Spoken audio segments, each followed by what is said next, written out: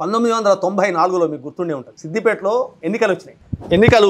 ఎన్నికలు వచ్చేసిన తర్వాత మదన్ మోహన్ వచ్చినాడు. అవును, మదన్ మోహన్ వచ్చిన తర్వాత సిద్దిపేటలో ఏం ప్రచారం జరిగితే మదన్ మోహన్ గెలిస్తే ముఖ్యమంత్రి అయ్యేవాడు. 89లో గవర్నమెంట్ వచ్చింది కాబట్టి మదన్ మోహన్ వస్తే ముఖ్యమంత్రి అయ్యేవాడు, మనం నష్టపోయినాం అనేటువంటి ఒక ప్రచారం వచ్చింది. తర్వాతకు చంద్రశేఖరరావు వెంబడి అన్యాయులుగా ఉన్నటువంటి చాలా మంది ద్వితీయ శ్రేణి నాయకులు గూర జయపాల్ రెడ్డి గారు వీళ్ళంతా అటు వెళ్ళిపోయినారు. ముండ్రాయి కమలాకర్ రెడ్డి, రమేష్ వీళ్ళంతా వెళ్ళిపోయినారు, కాంగ్రెస్ వైపు వెళ్ళిపోయినారు. ఒక ఊపు వచ్చింది, కాంగ్రెస్కి ఒక ఊపు వచ్చినప్పుడు. ఆ సమయంలో ఏమైందంటే అష్టకాల వారు మదన్ మోహన్ వెళ్ళాడు, మదన్ మోహన్కు ముహూర్తం చెప్పినాడు.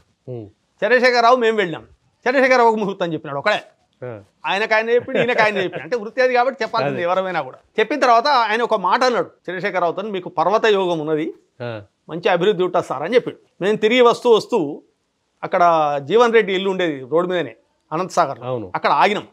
ఆగిన తర్వాత చంద్రశేఖరరావు గారు ఏమైనా అసలు పర్వత యోగం అనేది ఒకటి ఉంటుంది అన్నాడు. ఆయన చెప్పిన తర్వాత ఉంటుంది సార్, ఉండదు ఎందుకు చెప్తాడు ఆయన. నేను అన్న తర్వాత నేను ఆయనే జాతకాన్ని తీసుకొని అధ్యయనం చేసిన.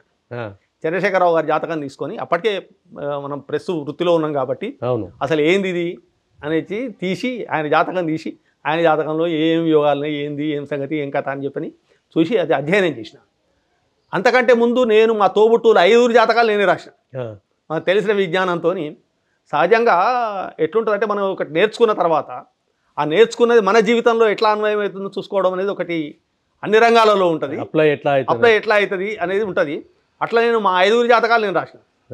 5 కాదు, మా అక్కపిల్లలే కూడా రాసింది జాతకాలు రాసేసి దాన్ని సరి చూసి ఎట్లుంటుంది ఏం చేస్తుందని.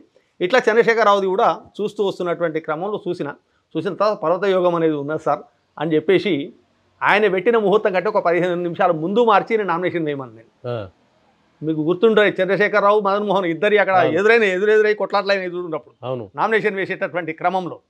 అంతకుముందు చంద్రశేఖరరావు గారు ఈ జాతకాలను వీటిని ఎక్కువగా నమ్మేవాడు కాదు. బోలేడ్సార్లు నాతోనే నేను Marxism is the last resort Sharma ఇవన్నీ అయ్యగారు పెట్టిరు ఇవన్నీ ఏం లేవు అని చెప్పని మనతో మీరున్న సందర్భంలో కూడా అన్నటువంటి సందర్భాలు ఉన్నాయి. ఆ తర్వాతకు ఈయనకు మంత్రి పదవి వస్తుంది అని అనుకోవడం, అది రాకపోవడం, సిద్దిపేట వాళ్ళు వెళ్ళి గొడవ చేయడం, ఇదంతా అయింది. అయిపోయిన తర్వాత నేను అప్పుడు మంత్రి పదవి వస్తుంది అని ఆశించినప్పుడు ఎవరైనా మీకు రాస్తారని చెప్పిన. నువ్వు ఎప్పుడు ఖిలాఫే మాట్లాడతావు అన్నాడు. అది అక్కడికి అయిపోయింది. అయిపోయిన తర్వాత ఏం చేసినా ఒక వారం 15 రోజుల తర్వాత హరిహర్ రావుకి ఫోన్ చేసింది. అప్పుడు ఈ సెల్ ఫోన్లు ఉండేటివి వాళ్ళు. హరిహర్ రావుకి ఫోన్ చేసి ఒకసారి హర్నాథ్ శర్మని తీసుకొని రా అని చెప్పాడు. చెప్తే హరిహర్ రావు ఏం చేసిండు, రఘుపతి రెడ్డిని ఎంఈఓ ఉండే, మీకు గుర్తుండే ఉంటుంది. ఆయన చెప్తే ఆయన స్కూటర్ తీసుకొని సిరినాళ్ళకి వచ్చాడు. సార్ రమ్మన్నాడు మిమ్మల్ని, ఎమ్మెల్యే గారు రమ్మన్నారు ఉంటే సరే నేను వస్తలే సాయంత్రం. పోయిన తర్వాత అప్పుడు అడిగాడు, రాదని చెప్పినా ఏం చేస్తే వస్తుంది ఏం సంగతి అంటే, అప్పుడు సహస్ర లక్ష్మీ సూక్త పారాయణాలు చేయిద్దాం సార్ బాగుంటుంది అంటే ఒక 15 మంది తీసుకొని సహస్ర లక్ష్మీ సూక్త పారాయణాలు చేయించడం. జాతక రీత్యా ఆయనకు ఉన్నటువంటి రెమెడీ చేసిన తర్వాత కరెక్ట్ ఎగ్జాక్ట్లీ 1 మంత్లో ఆయన ట్రాన్స్పోర్ట్ మినిస్టర్ అయ్యింది. చేసిన తర్వాత 1 మంత్లో ట్రాన్స్పోర్ట్ మినిస్టర్ అయ్యింది. అప్పటి వరకు నాకు కూడా నేను చదివిన శాస్త్రం మీద అంత నమ్మకం నాకు లేదు. అది చూస్తున్నాం, ఫలితాలు చూస్తున్నాం, మీరు చూస్తున్నాం, కానీ రెమెడీ అనేది ఎట్లా పనిచేస్తుంది అనేటటువంటి తెలియదు.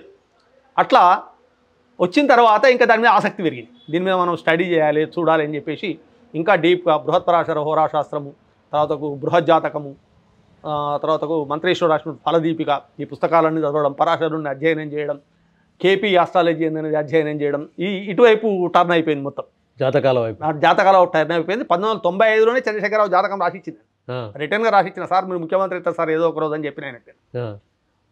అంటే ఆయనకు మనం చెప్పడం వల్ల కావడం కాదు, ఆయనకు అయ్యే యోగం ఉన్నది కాబట్టి దాన్ని పిన్ పాయింటెడ్గా చేసి చూసి చెప్పడం అనేది జరిగింది.